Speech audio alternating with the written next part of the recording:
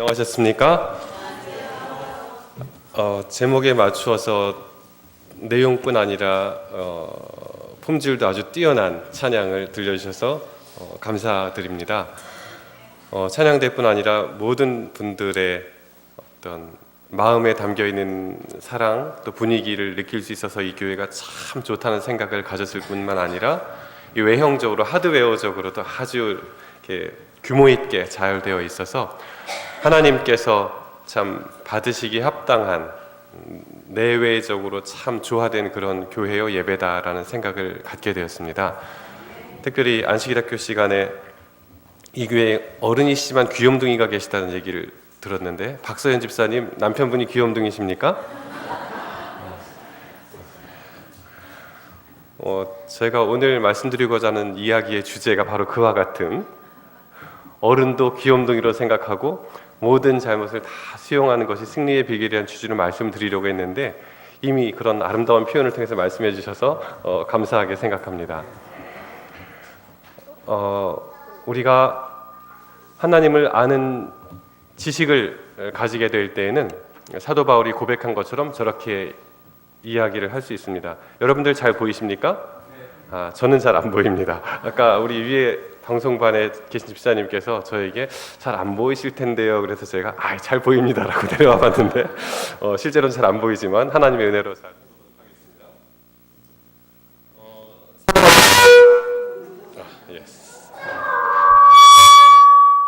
역시 사람은 칭찬을 하면 안 됩니다. 칭찬을 하면 조금 더 잘해보려고 하다가 이게 항상 조금 저도 예전에 테니스 칠 때도 그랬거든요. 이 공을 잘 치다가 남들이 공 좋은데 그러면 그 다음에 어떻게 됩니까? 목사님? 삑! 그렇습니다. 우리 사도 바울이 경험한 것처럼 내가 복음을 부끄러워하지 아니하노니 이 복음은 모든 믿는 자에게 구원을 주시는 하나님의 능력이 됩니다. 첫째는 유대인에게요 또한 헬라인에게로다 라고 말씀하고 계십니다. 이 복음, 하나님을 아는 참된 지식은 우리에게 구원을 주는 것입니다.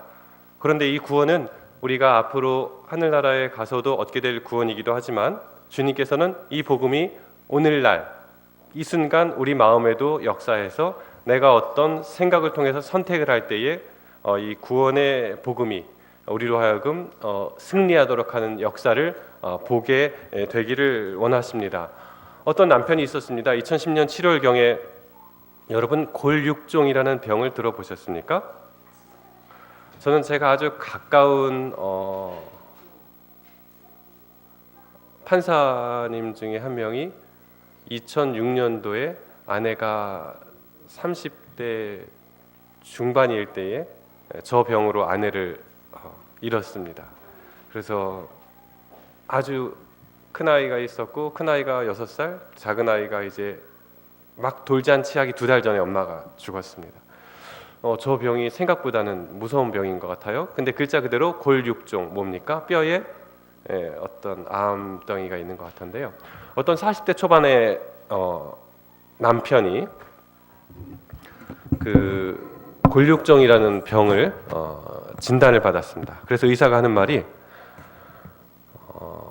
간단히 일단은 뼈에 암이 생겼지만 뼈에 붙어있는 암을 떼어내면 괜찮을 것 같습니다 라고 이야기를 했어요. 그래서 딱 치료를 받으면 되는데 믿는 이 아내가 남편에게 우리 그러지 말고 자연치료를 해보자 라고 해서 입원 써있는 것처럼 어디를 갔습니까? 요양원에 갔습니다. 요양원에 가서 치료를 하려고 하고 있는데 치료를 받고 이렇게 회복하고 있는데 남편이 아무래도 점점 몸이 안 좋아지는 것을 느꼈어요.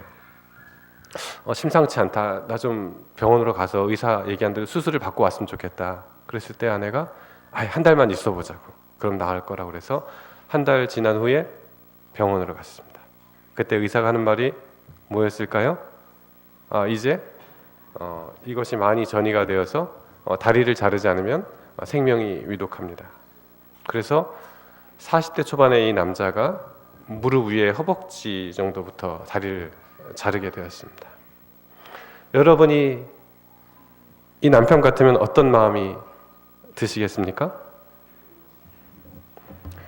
이 수술을 받고서 어쩔 수 없이 걸어야 되니까 무엇을 짚고 걷죠? 양쪽에 목발을 짚고 걷죠. 나중에 이분 이야기를 들었을 때 이분 하는 이야기가 이 목발을 가지고 어떻게 해요? 그저 마누라가 후려쳤으면 좋겠다는 생각들을 하루에도 수십 번 수백 번씩 했다는 겁니까?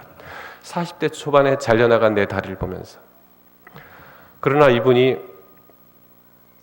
그 어려움을 겪은 이후에 어떤 성경 공부를 통해서 하나님을 만나게 되고 본인을 용서한, 자기 자신을 용서한 하나님의 은혜를 깨닫게 되었을 때에 자기 곁에서 계속 죄책감을 가지고 끊임없이 수발을 하고 병 간호를 하는 아내가 결국은 불쌍하게 느껴진 마음까지도 갖게 되었습니다. 그래서 비로소 그 마음 가운데 있었던 온갖 그 투쟁과 판단하는 그런 정죄의식 속에서 그가 해방되었던 것입니다. 요한 1서 3장 16절, 요한복음 3장 16절처럼 좋은 말씀이 요한 1서 3장 16절인데요. 그가 우리를 위하여 목숨을 버리셨으니 우리가 이로써 사랑을 알고 우리도 형제들을 위하여 목숨을 버리는 것이 마땅하니라. 이분이 왜 목숨을 버리셨는가? 우리가요, 어제도 말씀드린 것처럼 아주 이성적으로 이런 모든 것들을 판단할 필요가 있습니다. 우리 하나님께서 왜 우리에게 구세주가 되셨는가에 대해서 우리가 잘 이해할 필요가 있는데, 그것은 그분이 창조주이시기 때문에 그렇습니다. 제가 성인이 된 이후에 어느 누구 앞에 가서 머리를 조아린 것이 딱 3번 있습니다. 부끄럽지만 저희 큰아이가 다니던 고등학교 교장 선생님 앞에 가서 말도 잘 통하지 않는 외국인 교장 앞에 가서 사과한 적이 있습니다. 2번째는 저희 작은 아이가 다니던 고등학교 교장 선생님 앞에 가서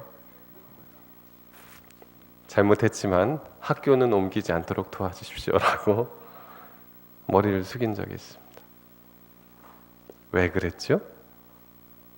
여러분 잘 아시는 것처럼 제가 그 아이들의 아버지니까.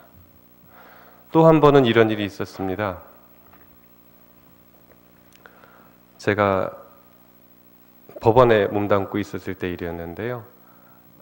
아주 사랑하고 존경하는 너무 2분이 훌륭하신 제 교인분의 자녀가 좀 잘못된 일을 한 적이 있었습니다. 그래서 경찰에서 영장을 신청해서 이제 검찰이 구속영장을 청구해서 사람이 이제 구속될 위기에 처해 있게 되었었습니다. 그래서 어쩔 수 없이 이제 그 문제를 해결하기 위해서 제가 조언을 해드리게 됐는데, 그 상대방 여자아이, 피해를 입은 여자아이의 가족을 만나야 했는데 이분들이 너무 착하고 순수해서 그 상대방 사람들을 만날 수 있을까라고 염려될 정도로 이제 그런 상황이었습니다. 그래서 어쩔 수 없이 제가 그 일을 맡게 되었습니다. 그래서 그 피해를 입은 여자아이의 가족들을 만나러 나갔는데, 뭐 여러분들도 혹시 그런 이야기를 들으셨는지 모르겠지만 항상 어떤 이런 범행으로 인해서 피해를 입게 된 피해자 가족이 합의금을 요청하게 되면 항상 그 가족 중에서 제일 이 떡대가 좋고 인상이 험상궂은 사람이 나옵니다. 그래서 저 그냥 말로만 들었는데 제가 이 일을 저지른 아이의 삼촌으로 신분을 위장하고 이제 이런 제 신분을 밝히지 않고 이제 그 만나러 찻집에 갔는데, 정말 듣던 대로 머리가 깍두기 딱 이렇게 된 분이 나와서 처음부터 이제 욕설을 하기 시작하는 겁니다. 으이씨 하면서 우리 조카를, 사실은 대부분의 경우에 실제 조카가 아닌데 항상 조카라고 그래요. 그런 인간들이. 물론 저도 마찬가지였죠. 저도 조카가 아니지만 나갔는데 서로 조카가 아닌 삼촌들끼리 만났네요. 가서 이제 가자마자 욕설을 듣고 어떤 식으로 교육을 시켜서 그러느냐는 식으로 얘기하고 계속 30분에서 1시간을 제가 후달렸습니다. 근데 이렇게 그 얘기를 듣고 때로는 약간 그 두렵기도 하고 뭐 진짜 칠 것처럼 그러더라고요. 저는 그래서 잘 맞아본 적도 없는데 맞으면 아플 텐데 이런 생각도 하면서 있었는데, 다른 한쪽으로는 이런 인간들 내가 법정에서 많이 봤는데 재판받을 때는 정말 그런 사람들이 이중적이거든요. 그 조폭들이 대단히 이중적입니다. 뭐 의리가 있는 것 같지만 아주 전혀 그렇지 않습니다. 비열합니다. 그래서 본인보다 강한 사람에게는 아시죠? 네 형님 하지만 전혀 그렇지 않은 사람들에게는 자신의 온갖 그것을 위해서 그러는데, 제 법정에 있을 때는 정말 아주 이렇게 조금이라도 형을 덜 받기 위해서 그랬던 인간 중에 하나가 저에겐 지금 가장 절대적인 우위에 있는 사람이 되어서 협박하고 또 욕설을 하고 했는데, 결국 저에게는 그래도 어떤 의무가 있습니까? 이 사람과 이야기를 잘해서 합의서를 받아야 될 의무가 있습니다. 그래서 결국은 30분, 1시간 정도 욕을 먹고 좀 어려운 상황이 있었지만 결국은 그것을 받아냈어요. 그래서 이제 돈을 얼마를 주고 이 합의서를 받아서 이제 제출하고, 그래서 이제 그때만 해도 이것이 친고죄라고 해서 전혀 합의만 되면 죄가 되지 않는, 아무런 전과도 남지 않은 것이 되었기 때문에 이 문제를 잘 해결할 수 있었습니다. 제가 그날 밤에 집에 돌아와서 제 아내랑 이 얘기를 나누면서 제 마음 가운데 제가 아내에게 이렇게 약간 울면서 이야기를 했어요. 내가 그 조폭 같은 놈 밑에서 머리 숙이고 이렇게 모욕을 당하면서도 제 마음이 기쁘고 좋았어요. 왜냐하면 내가 이 순간을 버티고 이 대가를 좀 치르면 이 아이의 미래가 밝아지고 죄에서 구원받을 수 있겠구나, 이런 생각 때문에 제가 희망이 있고 기쁘고 좋았어요. 그 경험을 통해서 저는 예수님의 마음을 이해할 수 있었어요. 예수님이 그래서 세상에 오셨구나. 그분이 이사야서 53장에 있는 말씀처럼 모욕과 신문을 당하고 끌려간다 할지라도 그 과정을 통해서 우리가 죄로부터 해방될 수 있다면 정말 기쁨으로 보람으로 하셨겠구나라는 생각을 갖게 된 것입니다. 그래서 성경에 나와 있는 그 구속의 원리를 그 경험을 통해서 갖게 되었던 것 같아요.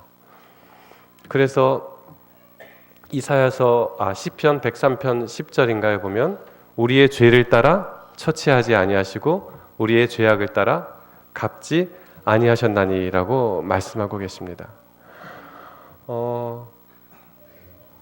우리가 앞으로 계속 우리에게 남아있는 이 세상에서의 삶을 살아감에 있어서 어떻게 해야 승리해야 할 것인가에 대한 비결이 지금부터 드리는 말씀 가운데 담겨져 있습니다. 저는 의정부 지방법원에 있을 때 가사 단독 재판을 한 적이 있어요.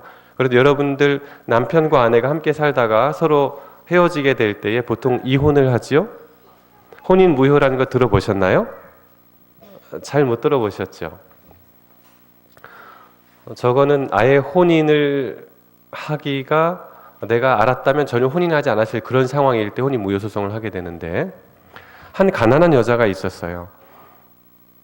근데 이 가난한 여자가 어떤 남자를 사랑했습니다. 그래서 둘이 잘 살고 싶었는데 불행하게도 이 남자도 가난했어요.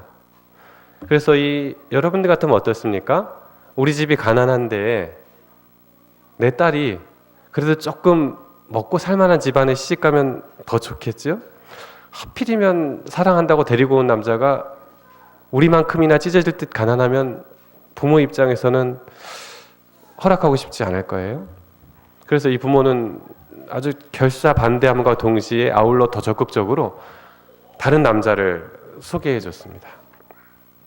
소개가 아니라 강권인 것 같아요. 결혼하라고. 그래서 이 여자는 워낙에 원치 않게 어쨌든 그 다른 남자와 결혼을 하게 되었습니다. 그런데 이 남자 집은 상당히 여유가 있었기 때문에 이 신부 집에서 가지고 있었던 빚 1,500만 원을 대신 갚아주기도 했어요. 참 고마운 일이었죠. 그래서 이제 결혼식을 올리게 되었습니다. 그런데 결혼식 올리기 전에 이 여자가 마지막으로 그 남자를 만나고 싶었어요. 그래서 그 남자를 만나고 마지막으로 시간을 보내고 열흘 정도 있다가 결혼식을 올리고 신혼여행을 떠났습니다. 그리고 이제 신데렐라 이야기처럼 행복하게 잘 살았습니다로 끝났으면 좋은데 잘 살고 있었는데 이 특별히 이 새롭게 시집간 이 집에서는 이 남편이 3대 독자였어요. 그런데 이렇게 시집간 집에서 아들도 탁 잘 낳아주고 4대 독자 아들을 낳아주고 행복하게 잘 살고 있었는데 이 4대 독자 아들이 유치원에 갔다가 다쳤어요. 그래서 이 아이가 병원을 가야 됐는데 이 엄마가 하필이면 연락이 잘 되지 않았어요. 그래서 이제 아빠 직장으로 연락을 하게 되고 아빠가 병원에 갔더니 여러분들 조금 예상하시는 것처럼 어때요? 아빠랑 아들이랑 혈액형이 다른 거예요. 어저께는 말씀드린 것은 이 아빠가 잘못 알았지만 오늘은 제대로 알았어요. 이런 모든 과정에서 누가 제일 힘들었을까요, 여러분? 이것이 밝혀지고 난 다음에 제가 이 혼인 무효 소송을 진행하는 과정에서 가장 고통스러워했던 것은 이 아이의 친할머니였어요. 이 친할머니가 3대 독자 아들이 낳은 이 4대 독자 손주 얘를 4년, 5년 가까이 키우면서 정말 자기 눈에 넣어도 아프지 않을 만큼 너무너무 이 아이를 사랑했는데 이 아이가 알고 봤더니 내 며느리가 다른 남자랑 낳은 원수 같은 아이인 거예요. 내 마음은 얘를 너무 사랑하는데 사랑해서는 안 되는 사이인 거예요. 그래서 결국 이 사건은 어떻게 마무리됐냐면 혼인관계를 해소하고 이 가난한 집에서 이 1,500만 원을 돌려주고 아이는 엄마가 키우기로 하고 다 마무리가 되었습니다.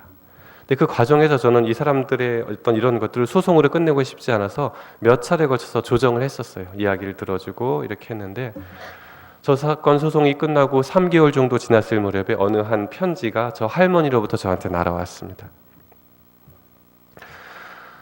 자기가 지금까지 살아오면서 가장 힘든 시간을 저 소송 과정을 통해서 보냈고 너무너무 힘들어서 죽고 싶었지만 판사님께서 제 이야기를 잘 들어주시고 이해하시고 해서 제가 그 시간을 견딜 수 있었어요. 이제는 제가 얼마 전에 저분이 다 정리한 다음에 저에게 편지를 보냈는데 그동안 그 아이가 쓰던 장난감, 책, 옷 그리고 돈 조금 이렇게 해서 전 며느리에게 소포로 다 보내주고 용서했다라는 이야기를 하였습니다. 그러면서 저도 제가 결혼할 때에도 그와 같은 시절이었기 때문에 원치 않는 사람과 결혼한 제 며느리의 심정을 제가 이해하려고 애를 썼습니다.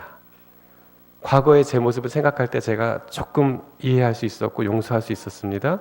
그런 모든 과정에서 이야기를 잘 들어주셔서 감사합니다라고 이 할머니가 저에게 편지를 보냈어요. 우리가 어느 누군가를 용서하기 위해서는 항상 이해할 필요가 있습니다. 그런데 여러분, 어떤 사람들, 특별히 학생들 저한테 그렇게 물어봐요. 변호사님, 죄인들도 나쁜 사람도 변호해야 합니까? 여러분 어떻게 생각하세요? 나쁜 사람도 변호해야 합니까? 네. 기본적으로 나쁜 사람이 변호받지 못한다면 여러분들 중에서 그 어느 누구도 변호받을 자격이 없는 것입니다. 나쁜 사람도 변호해야 합니까? 라는 이 질문은 나는 나쁜 사람 아닌데요 라는 상당히 교만한 착각 속에서 던져지는 질문인 것입니다. 우리 모두가 나뿐 아니라 다른 사람들 모두가 사단에게 속아서 죄를 지은 사람들인 것이죠. 그래서 우리가 정말 나쁜 것은 사단밖에 없는 것입니다.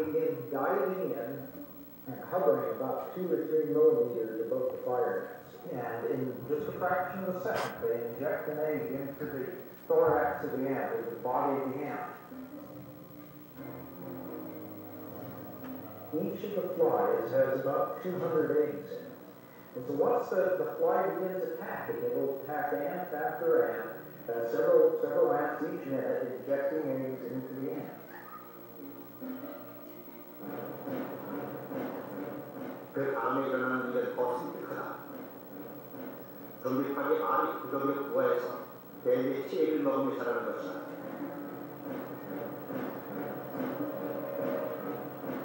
그러면 뱀의 가슴을 지나 휘를 목적지인 머리로 전한다. 그들과 서서히 이동하는 일 동안 뱀은 정상적으로 생활하는 것처럼 보인다.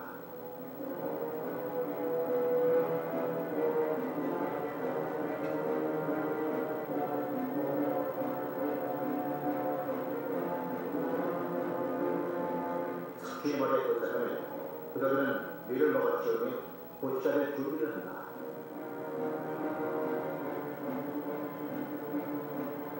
마침내 수출이 뱀과 쓰고 없어지면 그들은 소스를 건 뒤에 뱀의 목을 치웠다.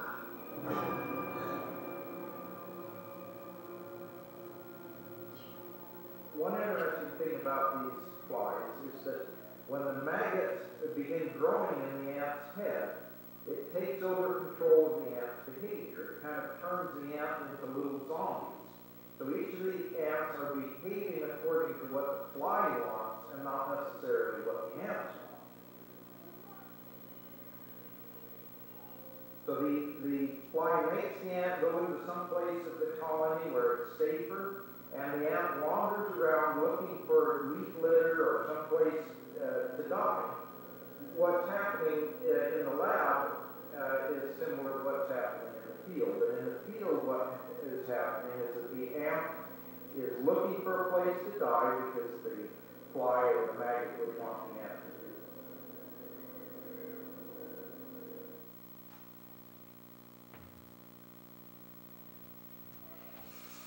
여러분들 잘 보셨죠? 우리 각자의 인생을 되돌아보시기 바랍니다.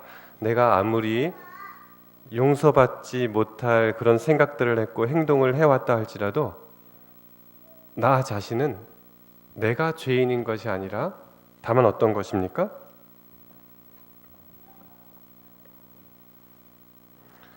저기에 나와 있는 것처럼 원함은 내게 있으나 선을 행하는 것은 없지요.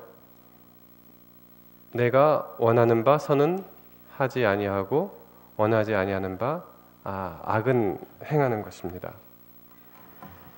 그래서 여기 보시는 것처럼 요한복음 13장 2절 마귀가 벌써 시몬의 아들 가룟 유다의 마음에 예수를 팔려는 생각을 넣었더니라고 되어 있는 것처럼 저와 여러분 모두 우리 자신을 정죄해서는 안 됩니다.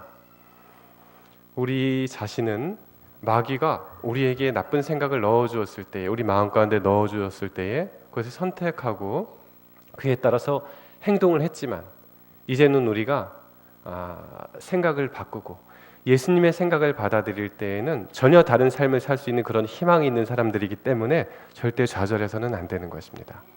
첫 번째로는 그렇고요. 두 번째로는 그렇습니다. 나에게 기억하고 싶지 않을 만큼 나쁜 일을 한 사람이 있을 수도 있을 것입니다.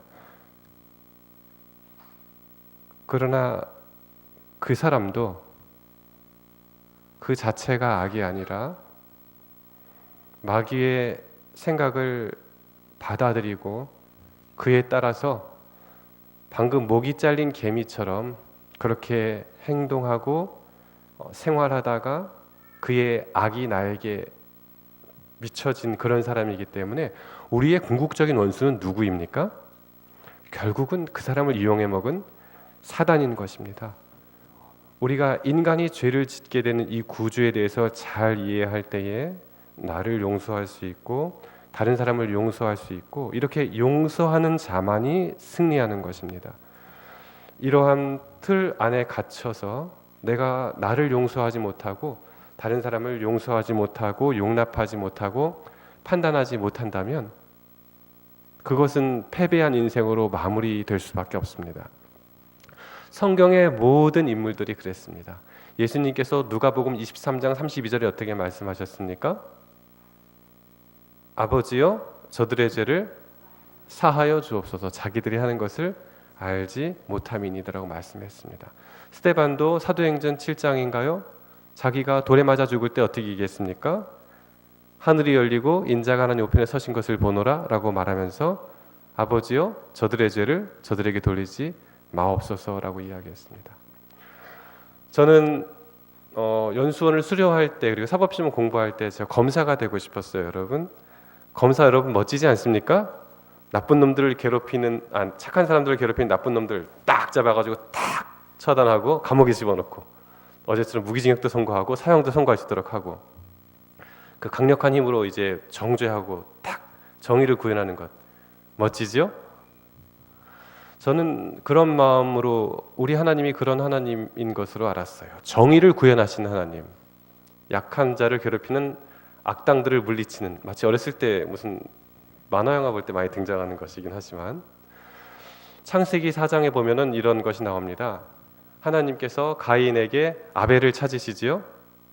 네 아우 아벨이 어디 있느냐라고 얘기할 때에 가인이 어떻게 얘기합니까? 하나님 저 알지 못합니다. 내가 내 아우를 지키는 자니까 라고 이야기할 때 하나님께서 말씀하십니다. 네 아우 아벨의 핏소리가 내게 호소하느니라. 성경을 우리가 잘 읽을 필요가 있습니다. 검사가 되고 싶었던 저는, 하나님의 품성을 잘 알지 못했던 저는 아벨의 피가 하나님께 호소하는 것으로 생각을 했습니다. 하나님, 제가 이 젊은 나이에 결혼도 못 해보고 죽었습니다. 우리 형, 아무런 잘못하지 않은 나를 돌로 쳐 죽인 우리 형을 가만 놔두시면 되겠습니까? 아벨의 핏소리가 내게 호소하는구나. 여러분, 그런 의미였겠습니까? 아벨이 이런 마음으로 죽었겠습니까?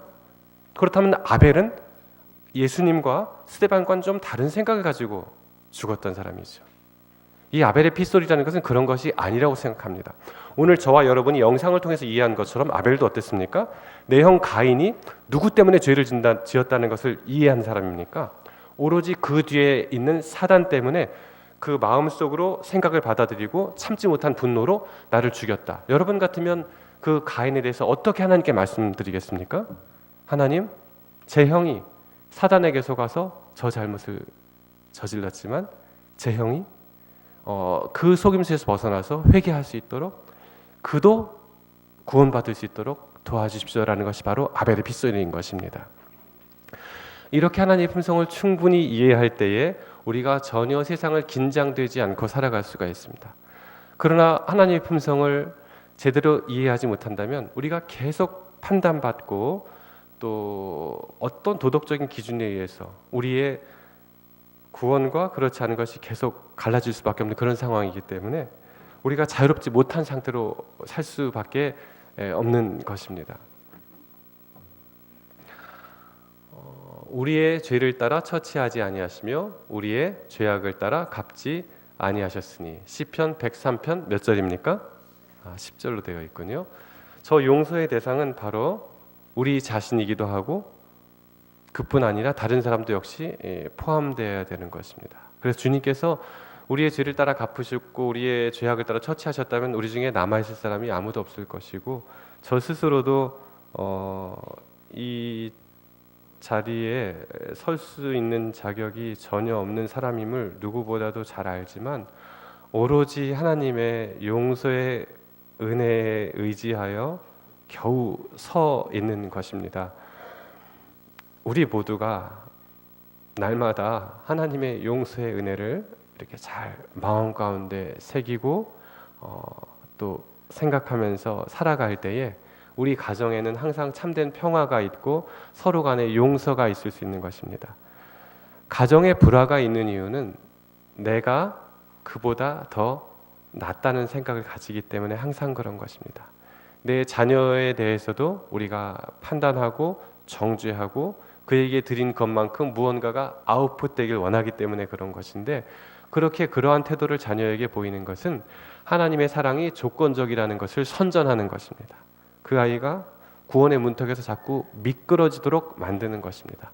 그러나 우리는 하나님의 무조건적인 사랑의 선전자가 되어서 하나님께서 그렇게 우리를 조건적으로 사랑하시지 않는다는 것을, 언제나 용서할 준비를 항상 하고 계시다라는 것을 충분히 알려줄 때에 자녀들이 가정에서도 자유롭고 사회에서도 당당하게 승리하는 삶을 살아갈 수 있게 되는 것입니다. 우리 청년들도 혹시 직장 생활할 때에 다른 모든 사람들에게 그런 너그러움과 용서의 정신을 가지고 대할 때에 그런 큰 마음 속에서 상사라 할지라도 내 마음 속에 다 포용이 되는 것이죠. 그런 삶을 살게 된 사람만이 진정한 승리의 삶을 살 수 있습니다.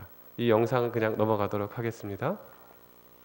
제가 가장 좋아하는 성경절 중에 하나입니다. 이사야 26장 13절 말씀. 여호와 우리 하나님이시여 주 외에 다른 주들이 우리를 관할하였사오나 우리가 주만 의뢰하고 주의 이름을 부르리이다.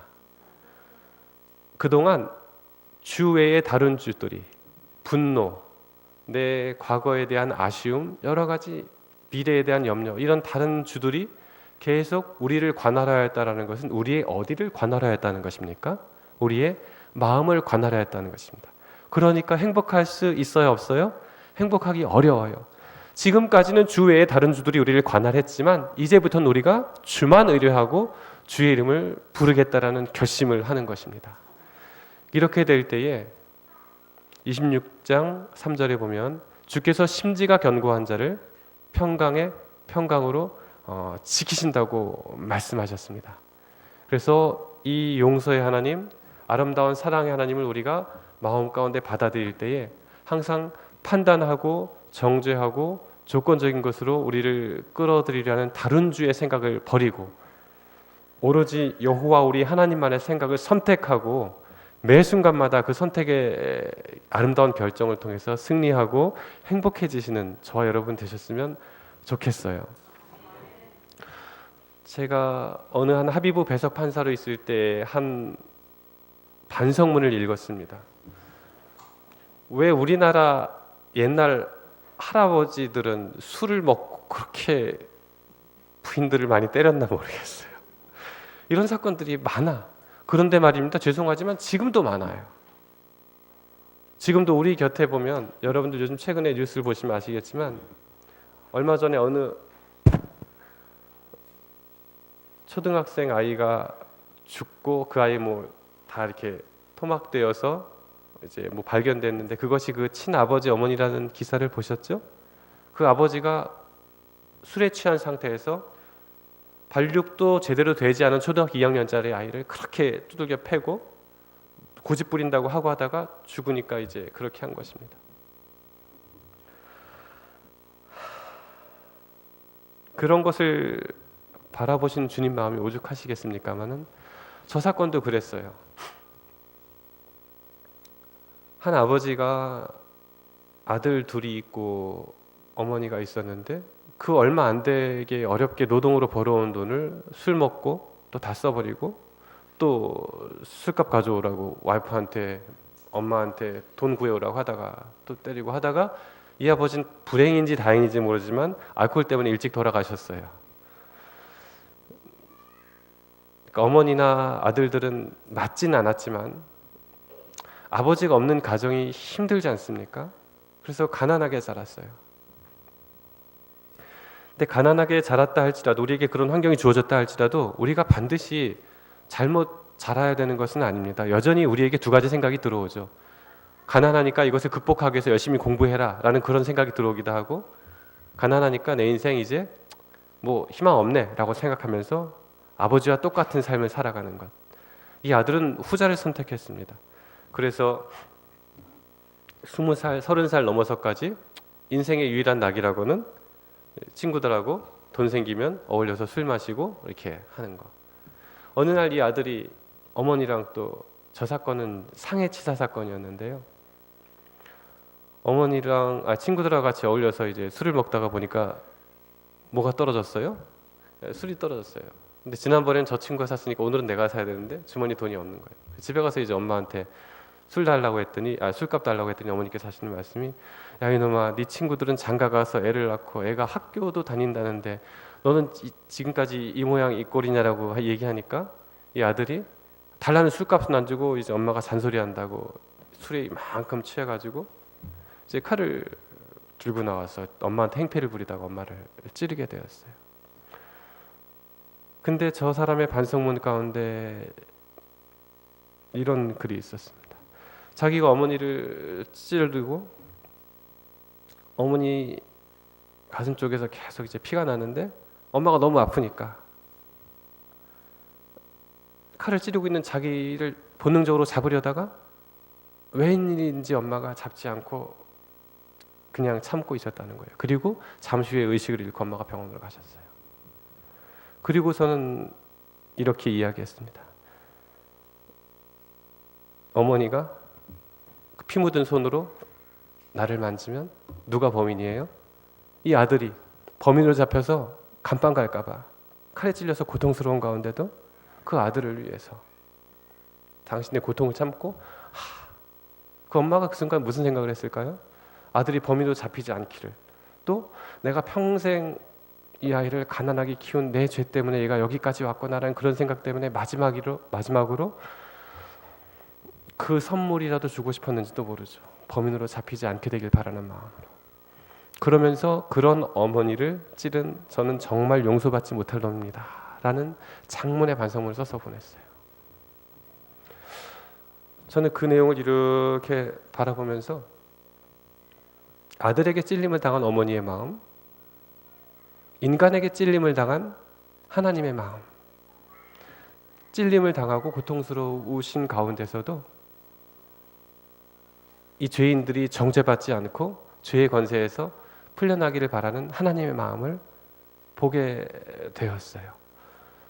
우리 하나님이 그런 하나님이시라는 분명한 진리, 하나님을 아는 명확한 지식이 우리에게 있을 때에 우리는 모든 사람을 용서할 수 있는 그런 마음이 우리의 마음이 되는 것입니다. 우리 가운데 불화가 있을 수가 없고 정죄가 있을 수가 없고 절망이 있을 수 없습니다. 모두에게 희망이 있죠. 왜냐?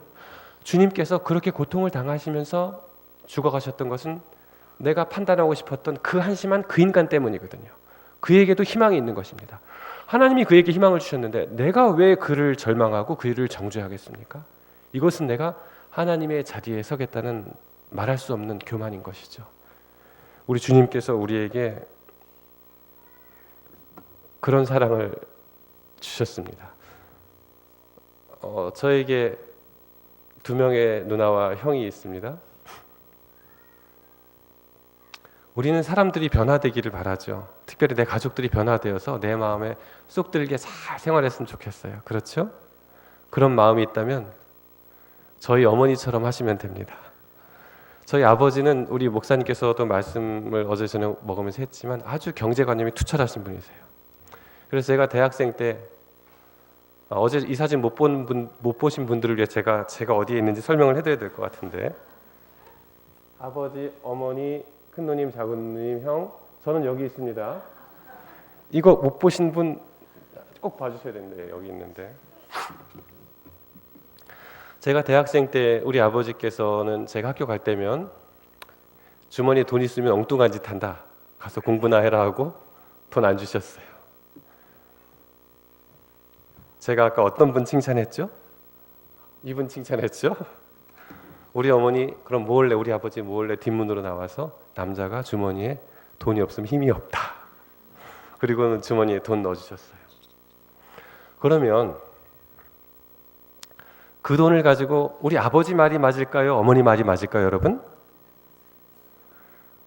아버지 말이 맞습니다. 이 남자들은 엉뚱한 데 돈을 씁니다. 우리 아버지가 그렇게 말씀하셨는데 우리 어머니가 준 돈을 가지고 제가 학교 가서 이렇게 생활하다가 그 돈으로 친구들하고 밥 사 먹고 오락실 가고 뭐 또 애들 당구장 가면 따라가서 당구비 내주고 그렇게 지내면서 이거 이렇게 쓰면 안 되는데, 우리 아버지 어머니가 어렵게 번 돈 내가 이렇게 쓰면 안 되는데 라고 하면서 제가 아버지 얼굴이 떠오를까요? 어머니 얼굴이 떠오를까요? 우리 엄마 얼굴이 떠올라. 나를 믿어준 우리 엄마.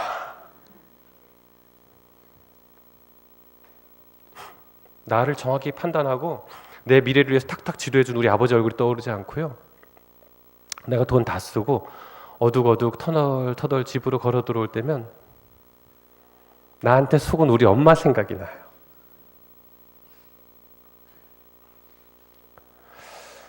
그런 어머니의 사랑이 저로 하여금 잘못된 길로 나갈 때 계속 돌아오도록 다 속으면서도 그냥 속아주고 또 사랑해주고 용서해주고 또 바보같이 또 당해주시고, 그런 어머니와 아내와 남편의 사랑만이 비로소 가족들을 변화시킬 수 있는 것입니다. 아무리 명확하고 이론적이고 거기에 대해서 더 이상 저항할 수 없을 만큼 분명한 이론이 우리를 변화시키는 것이 아니라 비상식적인 사랑, 저 정도면 되겠다 싶은데 그것을 더 뛰어넘는 사랑과 감동이 있을 때에 우리 마음이 변화되는 것처럼 우리가 십자가에서 주님께서 이미 그런 것들 다 우리에게 허락해 주셨어요. 많은 사건들을 보면 요즘에는 정말 부모 같지 않은 부모들이 있지만 그래도 여전히 자녀에게 당해가면서도 칼에 찔림을 당하면서도 그 자녀의 미래를 걱정하면서 죽어간 엄마 아빠들이 있어요. 우리 주님께서 그렇게 하셨던 것처럼 우리가 이것을 기억하고 내가 용서받았던 그 과거를 기억하고 내 주위 모든 사람들에게 또 나 자신에게 그 은혜를 힘입어서 끊임없이 용서한다면 우리는 이 세상을 정말 내 것으로 만들고 이 세상의 어떤 그 잘못된 판단들에서 벗어나서 이 세상 모두를 포용할 수 있는 큰 승리의 삶을 살 수 있게 되는 것입니다. 그래서 저는 그 어느 누구를 만나도 잘 판단하지 않아요. 물론 이게 법률가로서 이제 훈련된 것이기도 하지만 성경 자문 말씀 가운데 보면 원고가 와서 얘기하면 그 말이 다 맞는 것 같지만 피고가 와서 밝힌다라는 말씀이 있거든요. 그런 것처럼 어떤 이야기를 들을 때에 A가 와서 B가 나쁜 놈이다 쫙 얘기하면 그런가 보다 듣고 나서 B 얘기를 들어보면 누가 더 나쁜 놈이에요? 알고 봤더니 A가 더 나쁜 놈인 경우가 수다예요. 정말 그래서 A가 더 나쁜 놈이다 생각했더니 알고 봤더니 또 A 얘기를 자세히 들어보면 B가 정말 교활한 사람이었던 거예요. A가 나쁜 사람인 것처럼 생각하게 할 만큼 그런 경우가 많죠.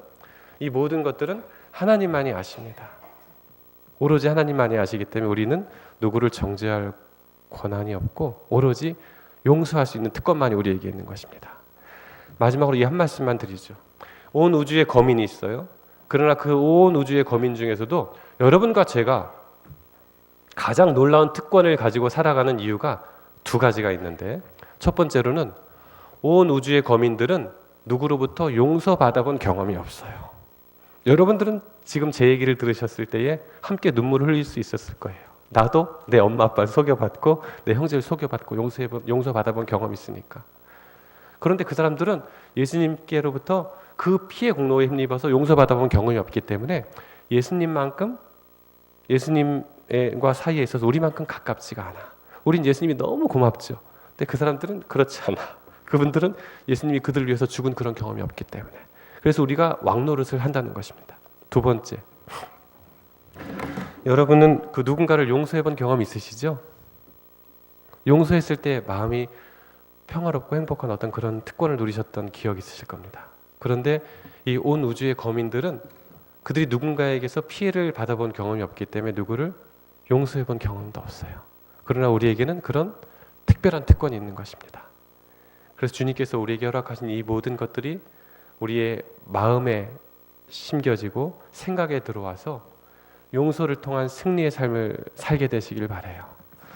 그동안 많은 좋은 말씀들을 들었지만 우리 삶의 변화가 없다라고 생각하는 분들 계시죠? 그것은 왜 그럴까요? 예수님께서 표현하신 것처럼 우리의 마음은 밭입니다. 이 마음밭에 씨가 심기면 농사를 지어보신 분들은 잘 아시겠지만 반드시 열매가 맺히게 되어 있어요. 그러나 그동안 우리 마음밭에 많은 씨앗들이 있었어도 열매를 맺지 못했던 이유는 사실은 씨앗이 심기려면 땅이 파여져야 되는 것이거든요. 내 과거의 고집, 가치관, 내 자존심 이런 것들이 다 파헤쳐질 때에야 비로소 씨앗이 심기고 열매가 맺혀지는 것입니다. 그것이 바로 다윗이 시편에서 고백한 것처럼 주께서 꺾으신 뼈로 나를 즐거워하게 하소서. 주님께서 우리 고집을 꺾고 뼈를 꺾어줄 때에 새로운 세계가 보이고 새로운 즐거움이 열리는 것이고 새로운 성품의 열매와 생활의 열매가 우리에게 있게 되는 것입니다. 오늘 이 용서의 기별이 그동안 용서하기 싫었던 내 마음의 고집과 가치관과 기존의 생각들을 깨뜨리고 온전히 모든 사람들을 용서하는 예수님과 같은 사랑의 마음을 갖게 되어서 승리하게 되시는 성도님들, 사랑하는 청년들 되시길 바라면서 말씀 마치겠습니다.